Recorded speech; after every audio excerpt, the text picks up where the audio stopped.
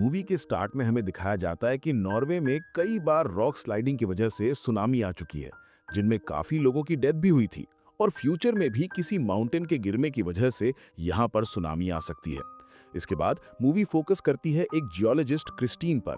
Christine की family में उसकी वाइफ ईडन, जो कि एक होटल में रिसेप्शनिस्ट का जॉब करती है, इनका बेटा सौंद्रे, जिसका रिलेशन अपने फादर के साथ कुछ अच्छा नहीं है, और एक बेटी जूलिया।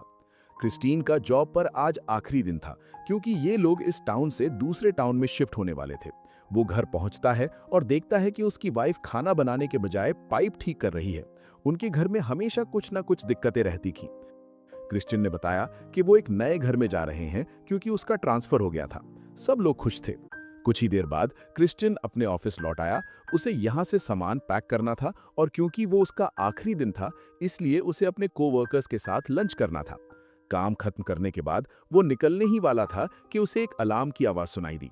उसने जल्दी से मॉनिटर्स चेक किए। जमीन का ग्राउंड वाटर अचानक बहुत नीचे चला गया है, लेकिन बाकी सब कुछ ठीक था।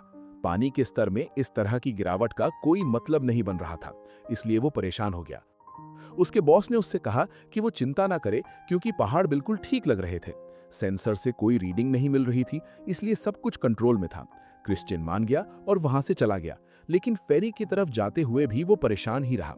ट्रैफिक में इंतजार करते हुए क्रिस्टियन ने पहाड़ की तरफ देखा और उसे कुछ समझ में आया। वो दौड़कर वापस जियोलॉजी सेंटर गया। उसने अपने कोवर्कर को बताया कि दिक्कत सेंसर में नहीं, बल्कि केबल्स में है। क्रिस्टियन ने समझाया कि जमीन के नीचे का पानी ऐसे ही गायब नहीं हो जाता। अगर कनेक्शन टूट जाता है तो इसका साफ मतलब है कि फ्रिक्शन की वजह से केबल्स टूट गई हैं। जब क्रिस्टियन और उसके कोवर्कर ने चेक किया तो उन्हें पता चला कि केबल्स सच में टूट गई थीं। वो वापस लौटे और क्रिस्टियन इस बात पर बहुत गुस्सा हुआ कि उन्होंने हालात का ठीक से अंदाजा नहीं लगाया था, और क्रिस्टियन को लगा कि खतरा बहुत बड़ा है। वो अपने बच्चों को ढूंढने के लिए निकल पड़ा, लेकिन वो फेरी पर नहीं थे, क्योंकि वो अपनी माँ के होटल में वापस चले गए थे। उसके बेटे ने कहा कि वो अगले दिन वापस आएगा। क्रिस्टियन अपनी बेटी को लेकर वहां से चला गया।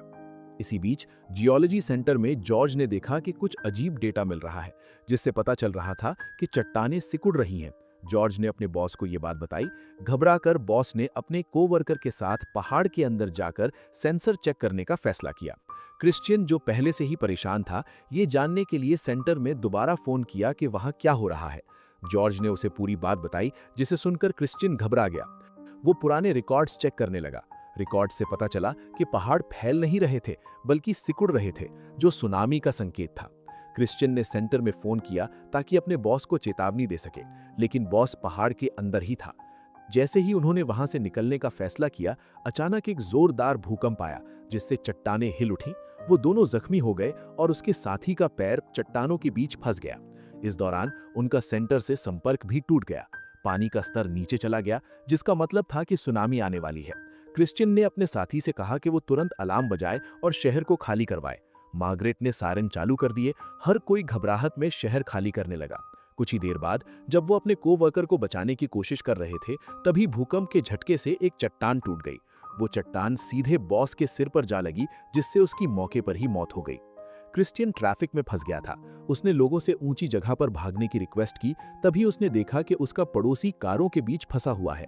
उसने अपनी बेटी से आगे निकल जाने को कहा और खुद अपने पड़ोसी की मदद करने लगा। होटल में क्रिस्टियन की वाइफ ईडन गेस्ट को अलर्ट करने के लिए दरवाजे खटखटाने लगी। उसे एहसास हुआ कि उसका बेटा कहीं दिखाई नहीं दे रहा है। इसी बीच क्रिस्टियन ने अपने पड़ोसी को खींचने की कोशिश की, लेकिन सुनामी बहुत करीब आ चुकी थी। वो अब कुछ भी नहीं कर सकता था। उसने अपने पड़ोसी को खींचकर एक कार के अंदर डाल दिया। ठीक उसी पल पानी का जोरदार बहाव आया, जिससे वो दोनों बेहोश हो गए। होटल में एडन को उसका बेटा मिल गया। वो उसे और एक गेस्ट को लेकर बाहर निकली, लेकिन बस तब तक जा चुकी थी। सुनामी ठीक उनके सामने ही थी। वो तेजी से भागकर होटल के इमरजेंसी बंकर की ओर, लेकिन वो गेस्ट बंकर के अंदर नहीं जा पाया। पानी का तेज बहाव अंदर घुस आया और खिड़कियों को तोड़ डाला। एडन ने बंकर का दरवाजा बंद कर दिया और तभी बंकर की लाइट भी चली गई। कुछ देर बाद क्रिस्टियन की आंख खुली। उसने देखा कि उसके ठीक बगल में उसका पड़ोसी मरा पड़ा है। वो खुद को घसीटते हुए कार से बाहर निकला और पहाड़ी पर चढ़ गया। यहाँ क्रिस्टियन अपनी बेटी को ढूंढने लग जाता है। जब उसे जूलिया मिली तो उसने उसे गले लगा लिया। इसी बीच क्रिस्टियन अपने परिवार की चिंता करते हुए होटल की ओर गया।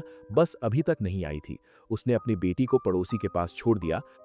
होटल के बेसमेंट में ईडन ने अपने बेटे से दरवाजा रोकने को कहा ताकि वो वेंटिलेशन को देख सके। जब वो हिली तो पानी अंदर की ओर तेजी से आ गया। उसका बेटा घबरा गया। वहां एक और आदमी भी था। भाग ना पाने के कारण उसने ईडन से कहा कि अगर उन्हें बाहर निकलने का कोई रास्ता नहीं मिला तो वो सब मर जाएंगे। इसी बीच क्रिश्चियन उस टूटे फूटे होटल के पास आ गया। जब वो बस के पास पहुंचा तो उसने अंदर देखा, जहां उसे अपने एक साथी की लाश दिखाई दी। वो दुखी हुआ। यहाँ उसे एहसास हुआ कि ईडन और उसका बेटा वहां नहीं है। हो सकता है कि वो अभी भी जिंदा हो। वो होटल के अंदर गया, जहां बेसमेंट में पानी भरता जा रहा था। पानी का स्तर इतना बढ़ गया था कि सांस लेने के लिए बहुत कम जगह बची थी। दूसरा आदमी पूरी तरह से घबरा गया। पानी में खुद को ऊपर रखने की कोशिश में उसने ईडन के बेटे को नीचे की ओर धकेल दिया। जब ईडन ने अपने बेटे को मुसीबत में देखा तो उसने अपने बेटे को बचाने के लिए उस आदमी को पानी में डुबोकर मार डाला। फिर हम देखते हैं कि क्रिश्चियन होटल में उन लोगों को ढूंढ रहा है, लेकिन वो उसे कहीं नहीं मिले। उसने बेसमेंट की तरफ ध्यान नहीं दिया क्योंकि वहां पूरी तरह से पानी भरा हुआ था। उसे लगा कि वहां कोई नहीं हो सकता। लेकिन जब वो वहां से जाने ही वाला था, तभी क्रिश्चियन की नजर अपने बेटे सौंदर्य के बैग पर पड़ी। उसे डर लगा कि शायद वो मर चुके हैं और गुस्से में वो जोर जोर से विंडोज पर मारने लगा। ईडन और उसके बेटे ने वो आवाज सुनी। उन्हें पता चल गया कि वहां कोई मौजूद है। ईडन ने संकेत देने के लिए सप्लाई पाइप पर जोर से आयरन टूल मारने लगी। क्रिश्चियन ने वो आवाज सुन ली। ईडन और उसका बेटा ये जानकर बहुत खुश हुए। लेकिन बेसमेंट में पानी तेजी से अंदर आने लगा। क्रिश्चियन उन्हें बचाने के लिए पानी में कूद गया और तैरते हुए उनकी तरफ बढ़ा। ईडन ने अपने बेटे से कहा कि वो दरवाजा खोलने की कोशिश करेगी। दरवाजा खोलने के लिए वो पानी के अंदर डाइव लगाकर नीचे गई। उसे ये नहीं पता था कि क्रिश्चियन भी उसी दरवाजे को खोलने की कोशिश कर रहा है। दोनों के मिलकर जोर लगाने से दरवाजा खुल गया। यहाँ एक दूसरे को देखकर उन्हें बहुत राहत मिली। क्रिश्चियन ने ईडन से कहा कि वो तैरकर ऊपर चली जाए। मैं अपने बेटे को ऊपर ले आता हूँ। अपने डैड को देखकर वो बहुत खुश हुआ। क्रिश्चियन ने उसे ऊपर आने को कहा, लेकिन वो पानी के अंदर जाने से बहुत ज्यादा डरा हुआ था। क्रिश्चियन ने उससे कहा कि अगर वो वहां रुके रहे तो वो सब मर जाएंगे, इसलिए उसे खतरा उठाकर तैरना ही पड़ेगा। तैरते तैरते सौंदर्य की सांस फूलने लगी, लेकिन वो तैरते रहे। ईडन ने अपने बेटे को ऊपर खींच लिया, लेकिन उसे एहसास हुआ कि क्रिश्चियन वहां नहीं है। असल में उसकी सांस खत्म हो गई थी। ईडन ने अपनी जान जोखिम में डालकर वापस नीचे छलांग लगाई ताकि वो क्रिश्चियन को बाहर निकाल सके, लेकिन क्रिश्चियन बेहोश था। उसे मरा हुआ मानकर ईडन क्रिश्चियन को सीपीआर देना शुरू किया, लेकिन वो नहीं जागा, इसलिए उन्होंने उम्मीद छोड़ दी। यहाँ सौंदर्य अपने डैड की मौत को एक्सेप्ट नहीं कर पा रहा था। गुस्से में वो चीखते हुए क्रिश्चियन की छाती पर जोर से दबाव डालने लगा और आखिरकार क्रिश्चियन ने अपनी आंखें खोल दी। उन्होंने एक दूसरे को गले लगा लिया।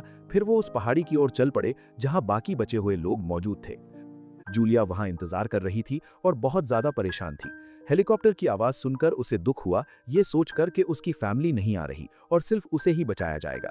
वो वहां से जाना नहीं चाहती थी। उसकी घबराहट तब तक बढ़ती रही जब तक उसने अपनी फैमिली को अपनी तरफ आते हुए नहीं देखा। वो दौड़कर क्रिश्चियन के पास गई। इतनी बड़ी तबाही के बावजूद वो एक साथ जिंदा बच गए और ये मूवी इसी के साथ खत्म हो जाती है। मिलेंगे एक नई मूवी के साथ जल्द ही।